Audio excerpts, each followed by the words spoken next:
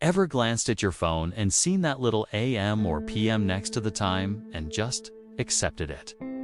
Have you ever stopped to wonder why we slice our day into two halves?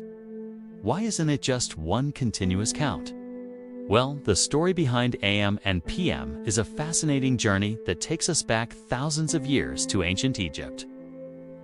So, grab a cup of coffee or maybe tea, depending on the time of day, and let's unravel this mystery together. To understand AM and PM, we have to go back to a time before digital clocks, before even mechanical ones. We're talking about ancient civilizations, particularly the Egyptians. They were master astronomers and mathematicians, and they needed a way to organize their day for work, rituals, and daily life. Their primary tool for timekeeping: the sun. They noticed its predictable journey across the sky, rising in the east and setting in the west. This daily celestial dance became the foundation of our entire system of time. The Egyptians originally used sundials to track the sun's shadow. They divided the period of daylight into 10 hours.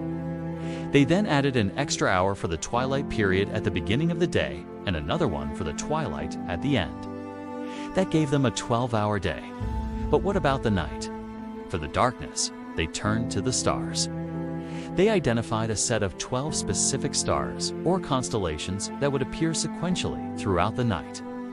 By tracking which star was rising on the horizon, they could determine the hour. So this gave them a 12-hour night. Add them together and you get a 24-hour day, split into two 12-hour segments. It's amazing to think that this fundamental structure of our day was conceived so long ago. So we have two 12-hour blocks, but how do we distinguish between them? This is where the sun's peak position comes into play. The most significant moment in the sun's daily journey is when it reaches its highest point in the sky.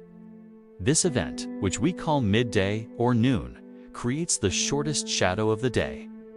It served as a natural, unmissable dividing line. Everything that happened before the sun reached its peak was one part of the day, and everything that happened after was the other. This single astronomical event became the anchor point for our entire timekeeping system. This concept of dividing the day at noon was so powerful that it was adopted and refined by later civilizations, including the Romans. And it's the Romans we have to thank for the actual terms AM and PM. They were, of course, fluent in Latin. The dividing line, the midday point, was called meridies. So the time before midday became antemeridium. Ante means before in Latin. So antemeridium literally translates to before midday. And what about the time after the sun's peak? You guessed it, postmeridium. Post means after. So postmeridium translates to after midday.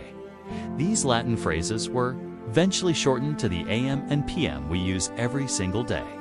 So next time you set your alarm for 7 a.m., you're technically saying 7 o'clock before midday. Now, this is where things can get a little tricky. If M means before noon and PM means afternoon, what about noon itself?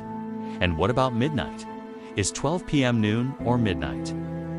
This has been a source of confusion for centuries. Logically, 12 noon is the meridies itself, the exact moment of midday. It's neither before nor after. Similarly, midnight is exactly 12 hours away from noon. To avoid this ambiguity, the most common convention today is that 12 p.m. refers to noon and 12 a.m. refers to midnight. Think of it this way: the p.m. hours start right after the meridian moment. So 12 p.m. is the very first moment of the post-meridian block. Conversely, the a.m. hours lead up to the meridian. So 12 a.m. kicks off the ante-meridian period, starting the new day. It can still feel a bit counterintuitive, but that's the standard we've settled on. Of course, not everyone uses the AM-PM system. To get around the whole noon and midnight confusion, many countries, especially in Europe, Asia, and within military, aviation, and scientific communities, use the 24-hour clock. It's also known as military time. This system is brilliantly simple. The day starts at 0 o'clock, which is midnight and goes all the way up to 23:59. So 1 a.m. is 1 o'clock, 1 p.m. is 13 o'clock, 6 p.m. is 18 o'clock, and so on. There's no a.m. or p.m., no room for confusion. It is a purely logical sequence from 0 to 23. This system is arguably more efficient and less prone to error, which is why it's favored in fields where precision is absolutely critical. Imagine a pilot mixing up 7 a.m. and 7 p.m. The consequences could be disastrous. So, if the 24-hour clock is so straightforward, how did the 12-hour AM/PM system become so widespread, especially in countries like the United States, Canada, Australia, and the Philippines? The answer lies in the history of clockmaking. When the first mechanical clocks began appearing in Europe in the 14th century, many of them featured a 12-hour analog face. Why? Because it was simpler to make a dial with 12 numbers than with 24. Also, it mirrored the ancient practice of dividing the day and night into 12-hour segments. As European empires, particularly the British Empire, expanded across the globe, they took their technologies and customs with them.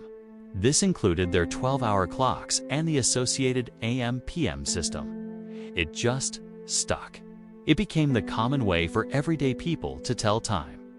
Now we live in a digital age where smartphones, computers, and smartwatches can easily display time in any format we choose. We're no longer limited by mechanical gears or physical dials. So why does the AM/PM system persist so strongly in many parts of the world? The simple answer is habit and culture. It's what we grew up with. We learned to tell time on analog clocks in school. We see it on our digital devices by default, and it's deeply embedded in our language. We say, let's meet for lunch at 1, not at 1300.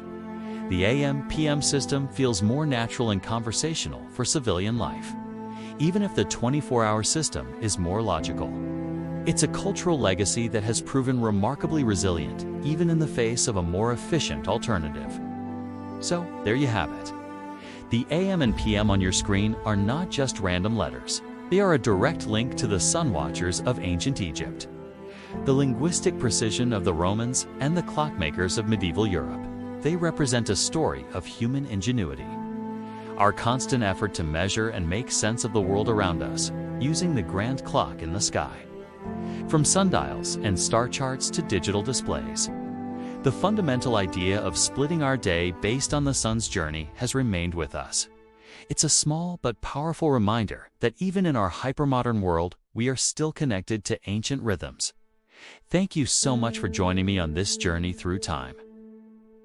If you found this interesting, don't forget to like this video and subscribe for more deep dives into the fascinating stories behind everyday things. Let me know in the comments if you prefer the 12-hour or 24-hour system. See you in the next one.